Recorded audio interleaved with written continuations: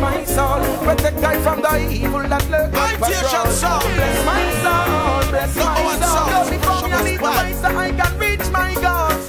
Bless my soul, bless my soul. I'll never get weary once you're in control.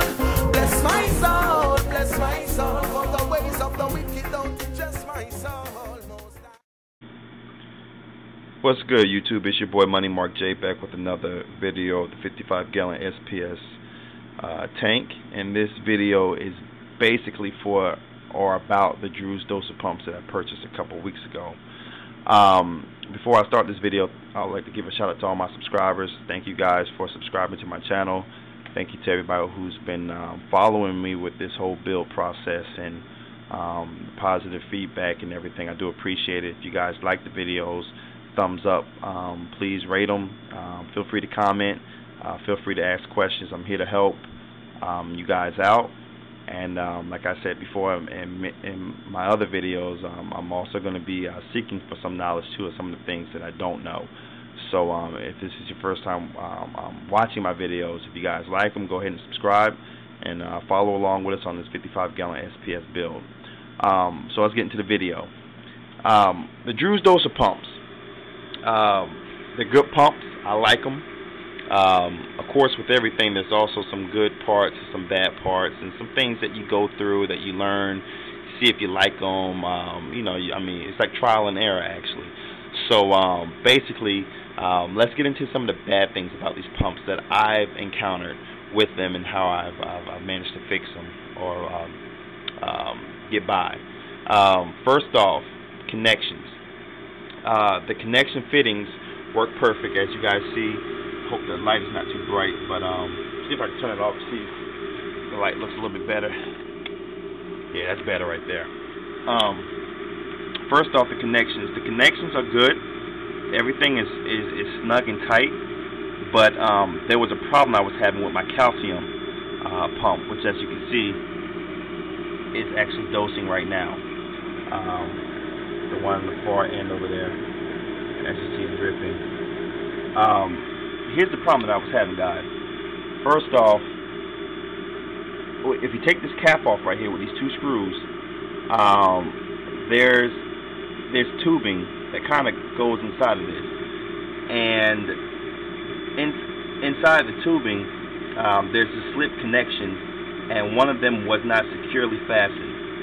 So that was causing me to have a lot of bubbles on this side of the output of the pump.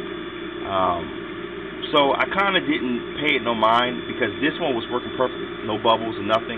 But this one I noticed had a lot of air bubbles, and whenever I turned the pump off, or when it was done pumping, I noticed that when the pump turned back on, all this liquid that was, or calcium supplement that was in this side, leading down into the container right here, will actually fall back into the container, which is a very, very bad thing, because what happens is when the pump turns back on, the pump is going to start going around, as you can see, and pumping the rest of the liquid that was in, or the calcium supplement that was in this end. Once all that got pumped out, all the calcium supplement that got thrown back into this tank had to actually come back out again. So there was a gap, I guess you could say, in the drip acclimation process, which will cause, of course, your calcium to deplete, or your calcium levels to go down.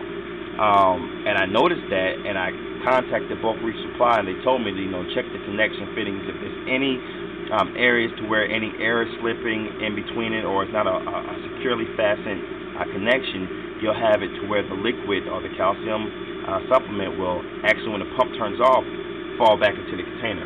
You don't want that. You want both lines to be full of calcium or alkalinity or whatever you're dosing, whatever supplement it is. You want it to be full of, inside both tubes. So when the pumps turn back on, it can just start dripping into your tank. As you can see, it's dripping right now. So that was something that I went through that kind of, I mean, none of my corals died. I didn't have any tragedies. I didn't have any bad things happen. I caught it at time. But for those of you who are looking to get these pumps and set them up, make sure your connections are good, and make sure you don't have any air bubbles inside your tubing, and you should be good. And I mean, I'm not saying it was both Reef Supply's fault. It could have been my fault, you know, rushing to set it up and not setting it up correctly. But we fixed the problem, and ever since then, the pumps have been working perfect. So that's one of the bad things that, you know, that kind of that I've encountered with these pumps. But besides that, everything else has been good.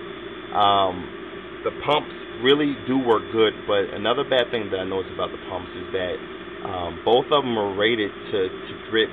I believe online it said 1.5 milliliters per minute, and I've come to realize that that's not true with these two pumps. This one drips 1.0 milliliters per minute, and this one drips 1.5 milliliters per minute. So it's off by a little bit, but the instructions that you get with these pumps will tell you to let them run for 10 minutes. Okay, and they give you a cup with certain measurements inside the cup, and once you let these pumps run for 10 minutes, you can actually see how much is actually dosing, or how much is being dripped into your little container. So you kind of have a you know, like an idea of how much drips in 10 minutes, and then you can do your calculations from there based on how much calcium or how much alkalinity your tank needs on a regular basis. So if you guys do that, you guys set that up right when you first start, you shouldn't have any problems with you know, setting up the same amount that you dose on a regular occasion with however you're dosing. On to the next thing. I believe that's all the bad things that I had about these pumps. I mean, the pumps work good. They're worth the money, guys. Get them. These are small little things that I'm talking about here that can be easily fixed or corrected in your pumps. So just make sure your connections are all, you know, like securely fastened, are all together, and make sure, I will say this, when you are dripping using your pumps for the first 10 minutes to see how much of a drip acclimation you're getting, what's going to happen is you're going to want to let your pump run first. Let it run, let it come out of your calcium or alkalinity supplement, whatever you're dosing. Let it come up in here, let it go through, let it go down to your next tube, and let it start dripping a little bit. Then turn your pump off, okay? Once your whole pump is filled with whatever liquid you're dosing, then run it for 10 minutes. You know what I'm saying? Don't hook them up and let them run for 10 minutes to where your supplement has to come out, it has to come all through the pump, it has to go through, you know, just use your head on that one. You know, and set that up. The instructions don't tell you to do that, but of course that's what you want to do. So like I said, the pumps work really, really good. One thing I did not like about these timers, though, I'll get into this. In order to have these pumps working good, you want to get these digital timers. The digital timers did not come with good instructions at all on how to set everything up.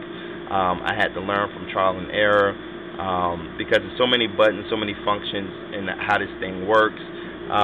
There's these auto buttons. There's two different auto buttons. Well, actually, it's one button, but you can press it so many times, which is right here. I showed in my other video. Sorry if it's not clear enough, but this is on or auto or off, and you can press it so many times. And let's see if we can get it pressed real quick. You see, it says on right now. Then it says auto. Then it says off. Then it says auto again. Then on. So it's different things, but what you want to read is auto, with the light not on. And you set up your time. I mean, setting up the time is not that hard, but you set up your time and make sure that you set your on time and your off time. What I did by accident was I forgot to set the time correctly with my alkalinity, and when I first set these pumps up, I didn't notice, but my alkalinity was dripping all night long. And I went to work. I work early in the morning, and I went to work, and for some reason I just didn't feel like being at work. I'm a manager, so I kind of told my main boss, like, hey, let me go home. Really, there's nothing left to do. Let me go home earlier today. He was like, that's cool. And I came home, and I noticed that my whole tank was just white. It was just so white in my tank that I was like, oh my God, what happened? I'm serious, guys. It was like thick. It looked like my tank was ashy. You know what I'm saying? It was just really a bad situation. So I did immediate 50% water change, scraped all the alkalinity supplement off, and that's one of the bad things. So make sure that if you set this up, make sure that you set your timers up to be correct. Play with them, test them, make sure that's good, because you can easily overdose your tank if these timers aren't correct, and you can have some problems. Thank God, I didn't have any problems. Guys, even my hermit crabs, all my hermit crabs, all my arrow crab that I have, everything was just like solid white. So I had to clean that up. But the Drew's Dozer pumps really do work good. Like I said, guys, the main things you want to be careful of, make sure the connection fittings are secure and tight, and they're fastened together really good. And like I said, these pumps are rated for a certain drip rate, but make sure you test each one, because they could be different like mine. And I'm not really worried about that, because like I said, you have the timers to set the different times you want to drip, and just keep checking it every day. I'm not really a person to check my levels every single day. I just don't like doing it. But when you get these pumps, you want to check and just make sure for the first couple of weeks at least, make sure your levels are good, make sure that everything's is staying stable. And if you guys see that your calcium level is not where it needs to be, or your alkalinity levels are not where it needs to be, you can actually add time by just a click of the button from the timers, which is very helpful. So that's a good thing. So I hope this video helped you guys out. If you guys have any other questions about this, guys, let me know. Shoot me a PM, or put it on my page, or put it on a comment below the video. Just let me know. Like I said, these pumps are really good. You don't have to dump or dose every night, because that's what I was doing. I was getting tired of it. And also, let me say this: you guys know how when you add calcium or alkalinity, they say to add them in the high flow area of your tank, and I would usually put it by the power head, or I would usually put it by the the return section. But what I did was I put this little maxi jet that I have here. You can see that black one. It's probably like like the smallest version, or the smallest one. As you can see, it's turning water in my tank right there, in my not tank, but my sump. And so whenever my stuff is dripping, it's being mixed in automatically. And I haven't really noticed to where the skimmer is skimming anything out or whatever. My levels are pretty good, and so I'm happy with that. But like I said, just make sure, guys, little things that I talked about, you make sure they're good. And if you do that, you guys will have a happy tank, and your pumps will be working good, and you guys will be growing corals out the tank as I plan to do. So, like I said again, hope this video was informational to you guys. If you guys have any other questions, hit me up, and y'all be good. Signing out. Peace. You're my light and salvation from the ancients. Always kept the faith, never got impatient. You're my God, King, and friend. To me it makes sense. Rest assured, His Majesty.